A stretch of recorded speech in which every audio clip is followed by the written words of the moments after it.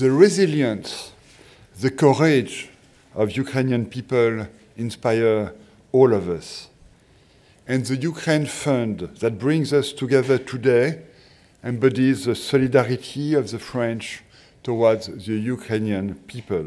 We are here today to present the results of this 200 million donation funds that we have set up for Ukraine. On est aujourd'hui le 7 mars, on est à Bercy et on est lauréat du Fonds Ukraine pour la société que j'ai cofondée avec Dimitri, Résilience Orthopedics. Aujourd'hui et depuis 3 ans en Ukraine, on recense à peu près 70 000 amputés. À titre de comparaison, il y en a 8 500 par an en France. Le projet de Résilience Orthopedics en Ukraine aujourd'hui, c'est d'ouvrir 3 microcliniques d'appareillage et un centre de production de prothèses centralisé. Ainsi que la formation de 15 orthoprothésistes ukrainiens afin de rendre le gouvernement ukrainien et leurs structures médicales autonomes dans la fabrication des prothèses suite au nombre d'amputés importants qu'il y a eu à cause de la guerre. Notre société Résilience Orthopedics se base sur une technologie française Vitruve, une technologie leader qui est déjà présente dans 13 pays et qui se base sur des scanners 3D, un logiciel de modélisation augmenté par l'intelligence artificielle et également l'impression 3D pour concevoir des prothèses précises, sur mesure et plus rapidement. En plus de ça, l'ouverture de ces 3 centres est un début.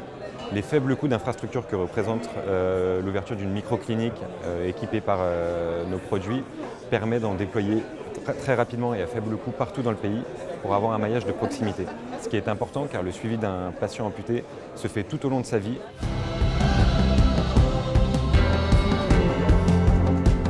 First lesson, Europe is the #1 funding partner of Ukraine, whatever some may think or say. Actually, your support is not about secure the grants from the French government. I'm truly delighted to be here today and announce another step toward deepening of our relationship between our countries. We're extremely grateful for this grant agreement between Ukraine and France, and this grant agreement allows us to secure grants from the French government amounting to 100 million for the construction of critical infrastructure. Actually, very welcome to see companies, French companies, that will become a reliable partner and will bring expertise to Ukrainian market and will play a crucial role in our reconstruction. Donc, Char Robotics va livrer 40 robots pompiers dans les 12 prochains mois à l'Ukraine. Ces robots doivent permettre la sécurisation et la protection des sites sensibles tout en éloignant l'homme du risque. Du fait du conflit, les incendies dans les sites industriels et sites sensibles de l'énergie se sont démultipliés. L'intervention des forces de secours est rendue d'autant plus complexe. Donc, grâce à l'utilisation des robots téléopérés, l'intervention est plus rapide, plus efficace, tout en sécurité, permettant le soutien opérationnel et la protection des sites sensibles. Le financement du Fonds Ukraine est une première étape essentielle à la modernisation et l'introduction de la robotique en Ukraine et surtout l'initiation d'une collaboration industrielle et technique.